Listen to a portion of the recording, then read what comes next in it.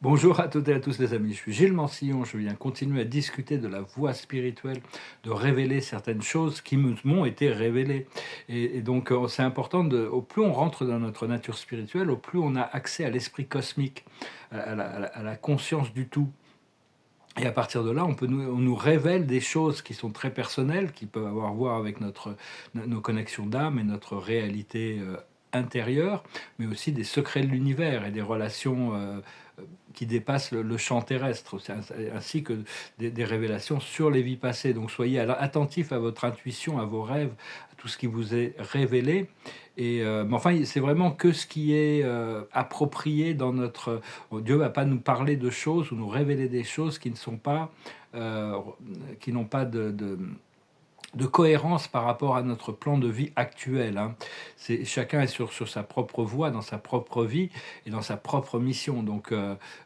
C'est vraiment seulement quand on a besoin de savoir les choses. Des fois, on nous révèle des choses qu'on n'a pas forcément l'impression d'avoir besoin de savoir, mais seulement ça fait partie de ce que on sait qu'on ne sait pas, mais ce que l'on nous a révélé, on doit l'accepter comme Dieu sait ce qu'il nous a révélé. Donc on doit essayer quand même ce qui nous est révélé par notre intuition.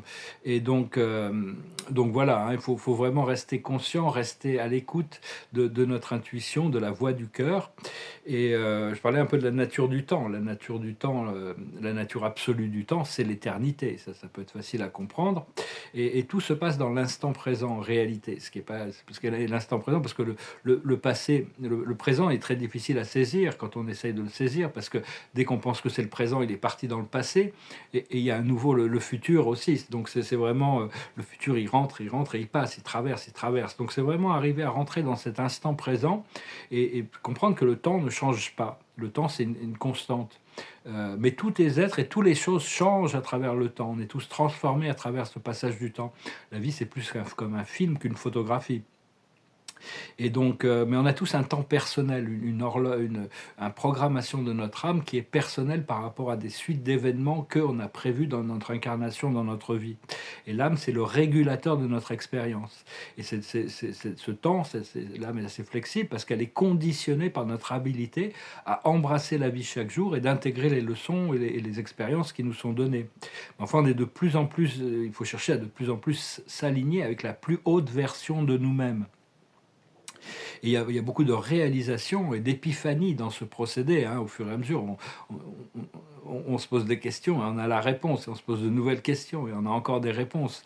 Donc tout ça, ça vient progressivement, hein. Et donc les plans de l'âme sont formulés avant de s'incarner dans la 8e dimension au-dessus, parce que la 7e dimension est l'épex de la conscience individuelle, il y a le portail de l'infini et on rentre dans des champs collectifs. Donc les programmes de l'âme sont faits au niveau collectif, même si on a des programmes individuels, et ils sont alignés dans la 9e dimension avec le plan de Dieu pour que ça serve l'évolution de la conscience du tout. Ces plans de l'âme se révèlent petit à petit, hein, progressivement.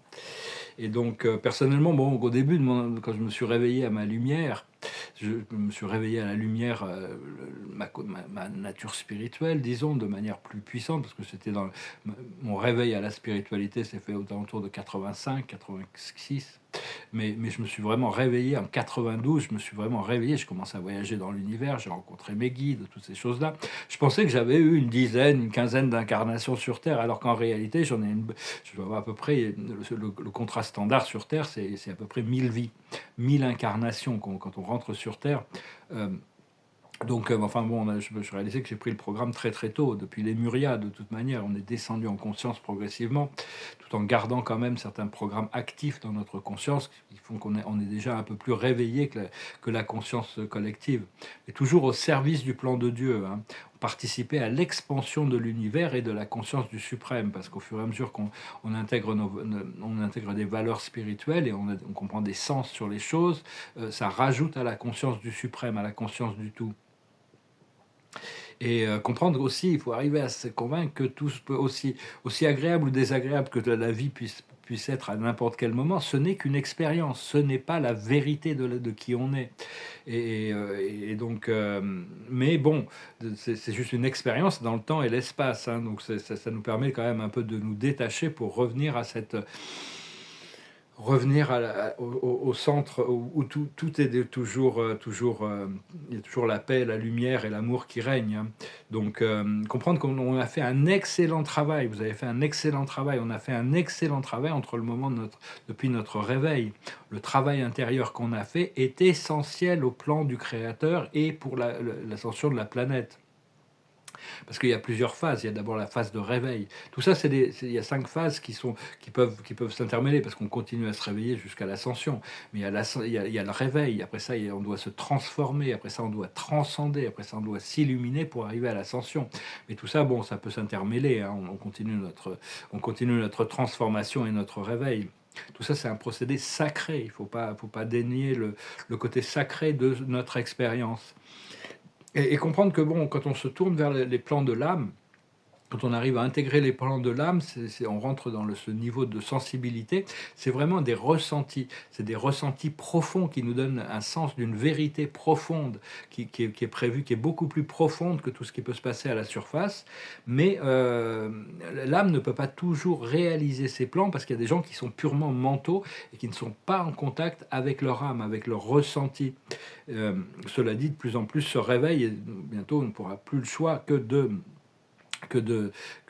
d'accepter cette réalité intérieure, hein.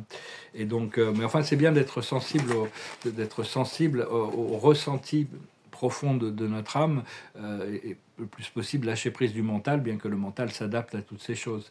Ce qui s'est passé, c'est que grâce à tout ce qu'on a fait à l'intérieur, au début, la ligne temporelle pour la Terre, c'était l'Armageddon, la destruction totale du monde physique. Et après, il y a eu un nettoyage, et puis après, les âmes se seraient réincarnées après. Mais grâce à tout ce travail qu'on a fait, on va avoir une ligne temporelle beaucoup plus douce. On va pouvoir faire cette ascension physique, c'est quelque chose de progressif. Mais il y a l'ancrage de ce flash solaire qui va arriver. Il est ancré cette année ou l'année prochaine, mais c'est ancré. Ça va être une sorte d'accélérateur cosmique, une sorte d'ascenseur. Et donc, il y en a certains qui ne pourront pas le supporter, qui vont devoir partir, qui vont partir. Ça va être trop puissant. Il y en a d'autres qui vont accepter de faire face à leurs ombres. Ça va être très difficile, mais ils vont participer à l'ascension parce qu'ils vont devoir faire face à toutes leurs ombres et tous leurs démons et toutes ces choses-là. Et il y en a d'autres qui ont fait le travail intérieur. Ça va être de la joie, du bonheur, de la libération, de la liberté. Et donc, voilà, hein, bon, une petite touche d'humour. Il va y avoir 3 jours importants là qui arrivent, le 29, 30 et 31 février. Hein, donc, soyez prêts pour faire toutes les résolutions que vous avez. C'est 3 jours sans tabac, sans alcool, sans café. 3 jours, 29, 30 et 31 février. Donc, voilà, non, enfin, bon, personnellement, je commence à prendre contrôle sur mes sens, parce que mes sens m'ont souvent contrôlé à travers mon subconscient, à travers les habitudes cellulaires que j'avais. Je commence à pouvoir m'en libérer. Donc, ce flash solaire, il est planifié, hein, de toute manière, mais on ne sait pas. Il faut préparer notre corps physique. Et donc, personnellement, je travaille beaucoup avec Saturne, la planète Saturne, à travers la planète Chiron, qui est la planète Saturne, hein. C'est vraiment le maître contrôleur du temps et de la réalité avec Saturne. Et continuez à recevoir tournez-vous vers le Soleil aussi. C'est lui qui nous donne toute cette énergie. Et il y a beaucoup avec ces flashs, ces mini flashs solaires, ces mini flashs d'illumination, il y a beaucoup de connaissances secrètes qui vont revenir à la surface de la conscience, qui viennent pour nous, mais qui vont venir de manière beaucoup plus collectivement, et comprendre que la ligne temporelle paradisiaque, c'est pas un rêve ou une possibilité, c'est le travail cumulatif de tout le travail intérieur que l'on a pu faire. Et donc voilà, hein, je voulais venir vous saluer aujourd'hui, je vais faire ce petit message. Personnellement, là, je suis en train de travailler, je suis en train de finir une période avec des tableaux abstraits. Ça va peut-être devenir des collages dans des grandes... Mais j'en suis très content, hein. C'est difficile à voir en photo, mais il y a beaucoup de choses dans ces tableaux. Ils sont très, très mystiques, très mystérieux, il y a beaucoup d'esprit. Je vais retourner sur des œuvres un peu plus figuratives aussi, pour continuer mes œuvres cosmologiques, mes œuvres symboliques, peut-être faire des tableaux minimalistes aussi. Tous ceux qui m'achètent des tableaux actuellement, je m'engage à les racheter pour le double dès que mon projet démarre, hein. Ça m'aide vraiment. Je vous remercie pour vos dons. Je vous remercie pour votre soutien à la chaîne. Je sais que bientôt aussi, je vais pouvoir me remettre à la photo. Ça va être assez agréable. Donc, je tirerai aussi quelques oracles pour finir. J'ai une chanson qui me passait par la tête, mais j'ai pas trop l'énergie de chanter. Donc l'observateur de la journée, c'est le respect des règles, hein, c'est comprendre la loi, s'aligner avec la loi. c'est nos lois, hein, c'est la loi de Dieu, hein, c'est notre loi. C'est comme ça, c'est la loi du tout, la loi de l'un. Comprendre les principes et s'aligner avec, suivre notre intuition. Et pour ça, la sagesse, c'est TikTok, c'est comprendre, bon, il y a peut-être des urgences dans le temps, mais il y a toujours ce moment, cet instant présent. Ce qu'il faut comprendre, c'est pourquoi. C'est parce qu'il y a toujours... C'est comprendre les tenants et les aboutissants des choses. On ne pourra pas comprendre tous les tenants et tous les aboutissants, mais au fur et à mesure, la vie nous éclaire. Les plans se révèlent. On demande la compréhension. Ce qu'il faut faire, c'est s'aligner avec nos destinées. On a une destinée individuelle et collective, qui est notre plus haute joie, notre plus haut potentiel, notre plus haute créativité, notre plus grande abondance. Et l'aboutissant, c'est la croisée des chemins. Il y a vraiment un tournant qui se prépare, hein. Donc voilà les amis, je vous remercie pour tout et je vous souhaite une excellente journée. Namaste.